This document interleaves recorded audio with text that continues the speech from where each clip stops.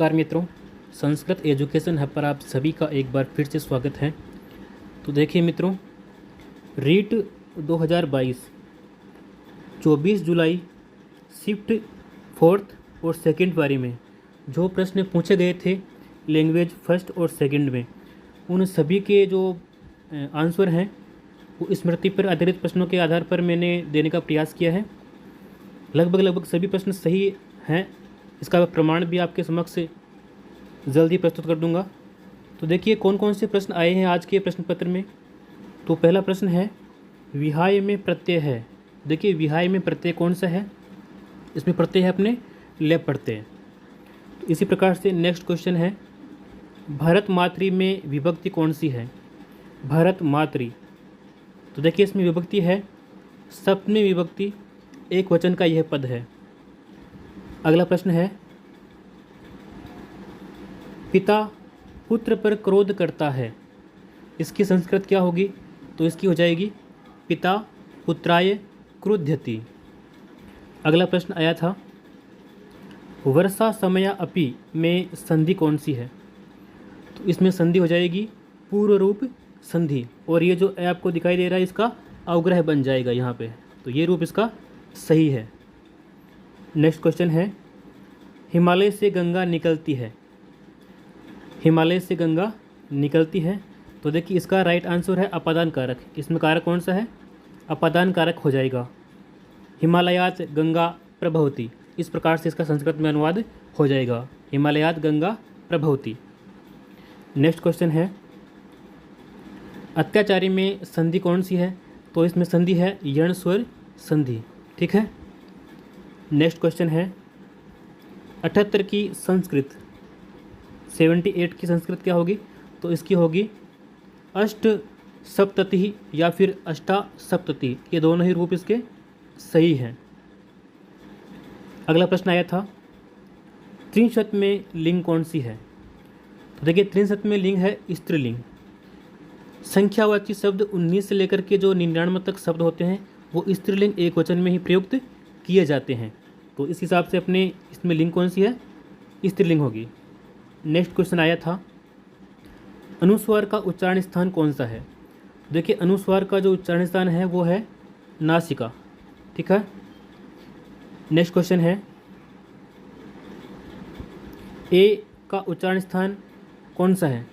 देखिए ए धन ई, ए किससे बनता है, ए का उच्चारण स्थान कौन सा है। तो इसका हो जाएगा कंठ है, और ये जो ई है इसका हो जाएगा तालु। अगर इन दोनों का मिला दें तो बन जाएगा कंठ तालु।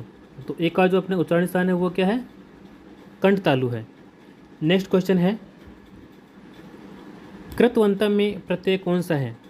देखिए जो कृतवंते पद है उसमें प्रत्यय है कृतवतु। नेक्स्ट क्वेश्चन है,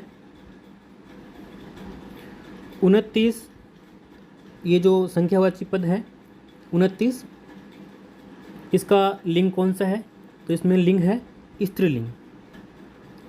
लिंग कौन सा है, स्त्रीलिंग हो जाएगा इसमें।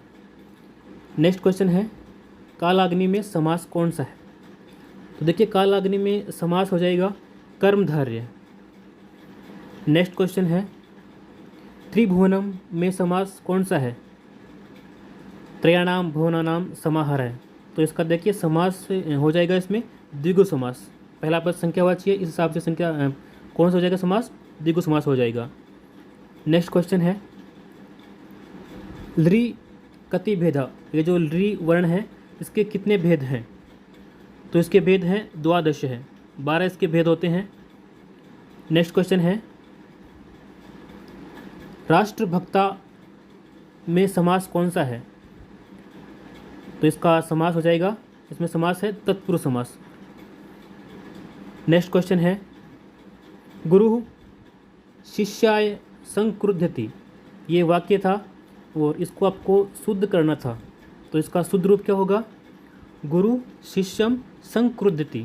ये जो क्रुद्ध धातु है इसके पहले सम उपसर्ग लग गया, तो इसके हिसाब से कर्म में क्या होगी, द्वितीय विभक्ति का प्रयोग किया जाएगा। तो क्या बन जाएगा, शिष्याय संक्रुध्यति।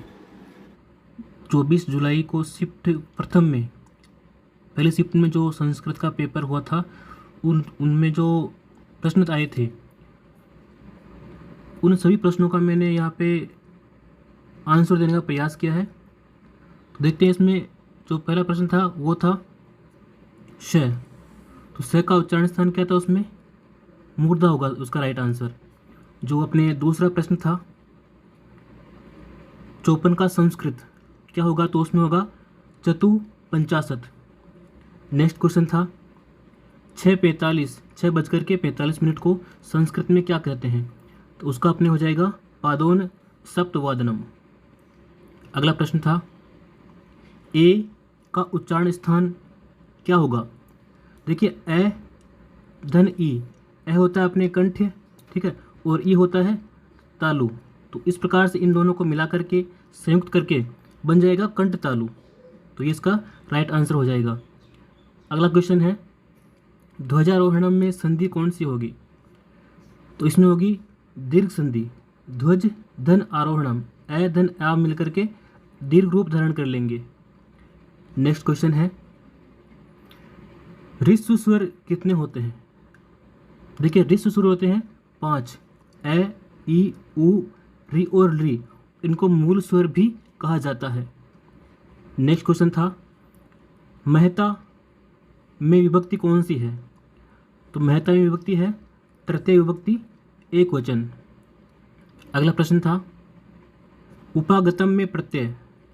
तो देखिए उपागत से उपागतम बना है, तो उपागत में प्रत्यय हो जाएगा तय प्रत्यय।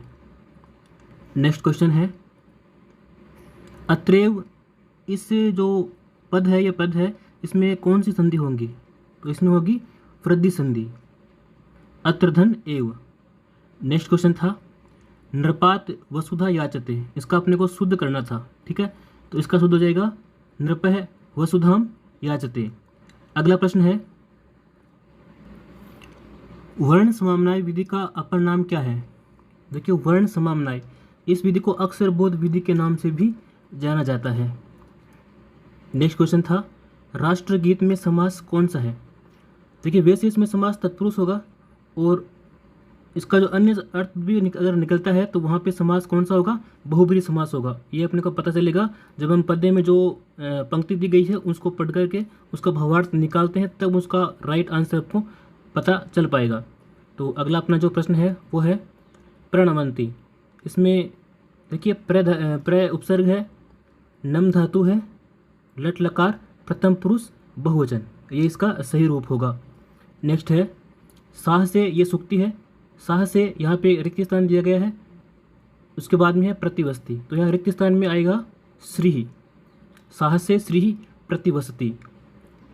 नेक्स्ट क्वेश्चन था श्लोक कंठस्थीकरणम, सूत्र कंठस्थीकरणम, ये जो सिद्धांत है वो किस विधि में लागू होते हैं? तो वो होते हैं अपने पारायण विधि में, ठीक है।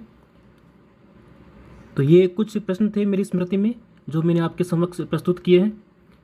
आगे भी आपको जो सेकंड शिफ्ट होगी उसके प्रश्न आपको मिलते रहेंगे, और भी अगर प्रश्न आपके स्मृति में है तो आप कमेंट बॉक्स में लिखते, मैं उनके भी आंसर आपको रिप्लाई करने का प्रयास करूंगा। और इस चैनल को आप सब्सक्राइब कर लें ताकि सभी जो प्रश्न है वो आप तक सही सटीक पहुंच सके। मिलते हैं अपने नेक्स्ट वीडियो में, तब तक के लिए धन्यवाद।